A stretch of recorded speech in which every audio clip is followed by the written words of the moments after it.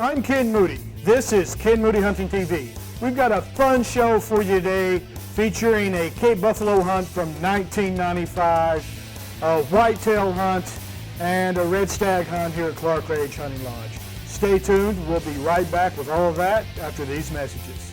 Slick Trick Broadheads presents Ken Moody Hunting TV.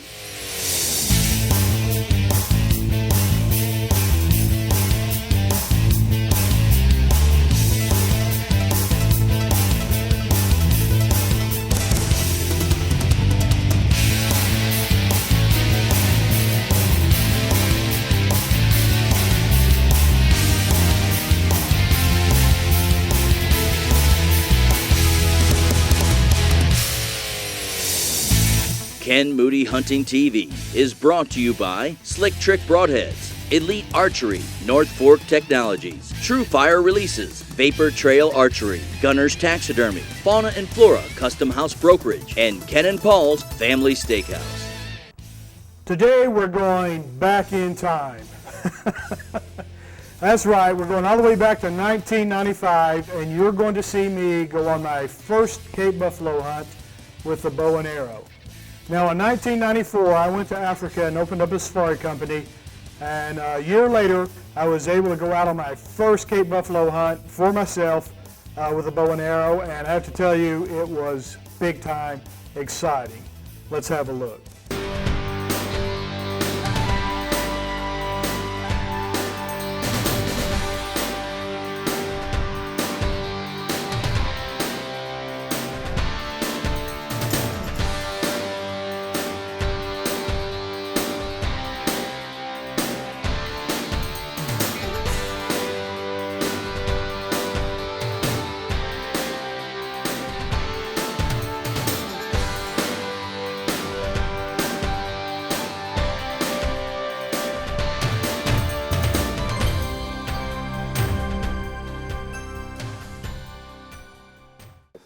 I'm on him. Low in the chest. Perfect. Perfect. Yes. Perfect. Got it. Repeat below. You know, this is the second day. I hit that buffalo late in the day yesterday. It was cold, windy, kind of wintry. And it looked like a perfect shot. Dead center of the chest, and it should have caught the heart, but we took up the track a little late. We couldn't get on it, so we came back out here today to see if we could pick the spoor up. And you know, I'm a little antsy about it. I want to find this buffalo. You don't want to screw with a Cape buffalo for one thing. That's why we got Mighty Craig Coppin in his big bad 375. And number two, you don't want to lose it. But we're going to give it a shot. We're still on the spoor here. The trackers are up ahead of us, and see what happens.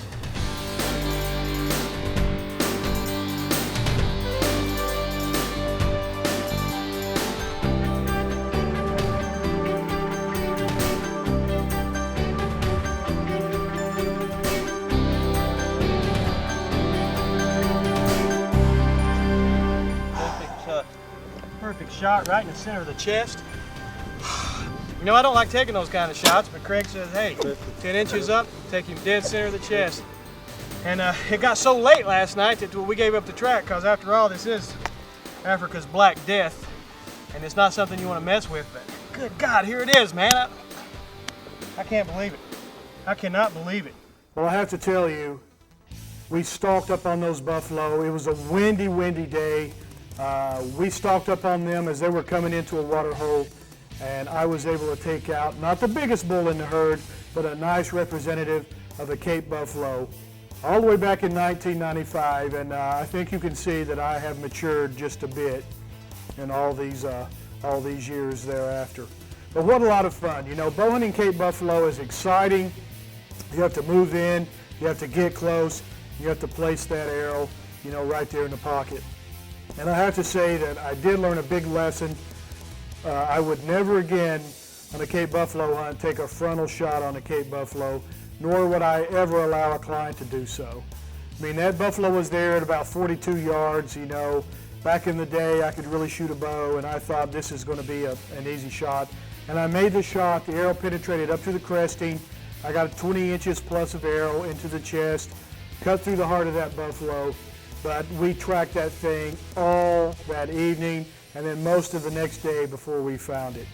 So the lesson I learned and what I want to impart upon you is Cape Buffalo, broadside shot, you know, right in the pocket. Everything has to be perfect with a bow. But anyway, a lot of fun, some lessons learned back then, and I hope you enjoyed that hunt. After the messages, we'll be back with another exciting hunt featuring myself and the white-tailed deer. We'll be right back with more Ken Moody Hunting TV. By far, the most popular species in North America to pursue with bow or rifle is a white-tailed deer. And you know, if you have a hunting show, you have to place at least one whitetail hunt in the series so that people know you've got a hunting show. That seems to be the rule. So this is your obligatory whitetail deer hunt. It was a deer I shot on my own property years ago, and I was trying out a new product that the Scrape Juice put out called Bowhunter Setup, and I could not believe the effect I got from that deer. Now, Bowhunter Setup and Scrape Juice, they're not a sponsor of this show, so I'm not hawking that product, but I just have to tell you, I tried it out, and this little 8-point buck, he came in and he would not leave that Scrape Juice alone. So let's have a look. Are you recording? Okay, just keep recording.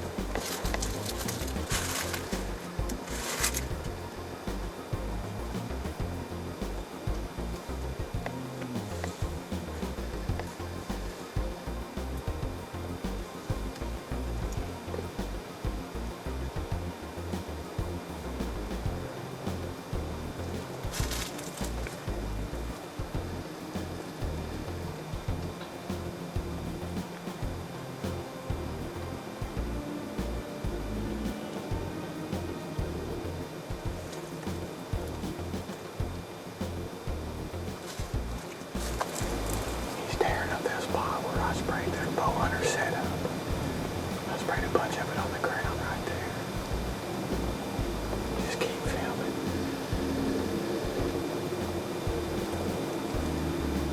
He's licking the ground right there where I sprayed. I sprayed it on the tree and I sprayed it on the spot on the ground right there.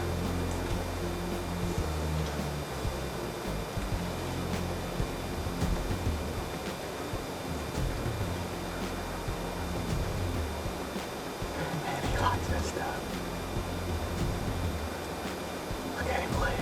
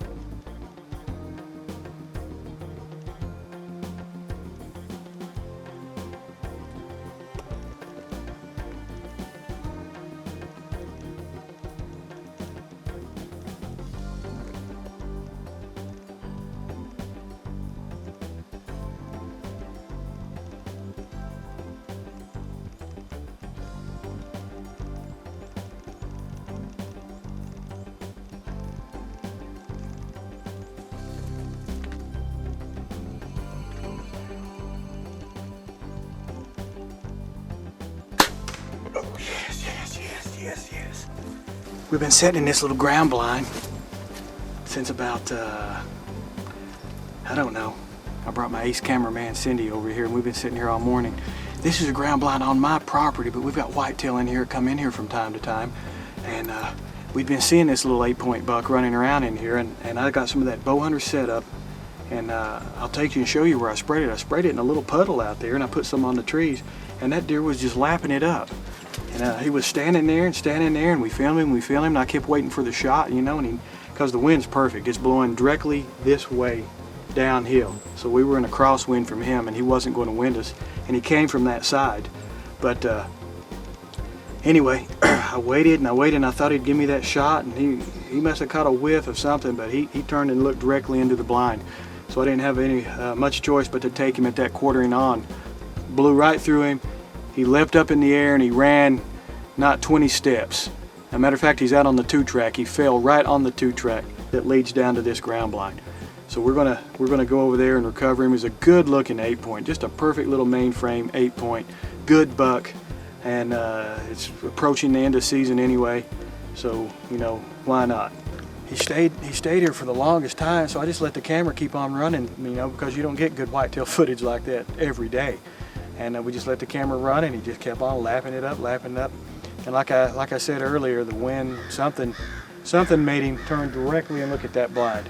I don't know if he may have heard me shuffle a leaf or something, but he looked directly at the blind, and I'd already had the bow drawn. As he was turning, I just stood up and gave him a quartering on shot.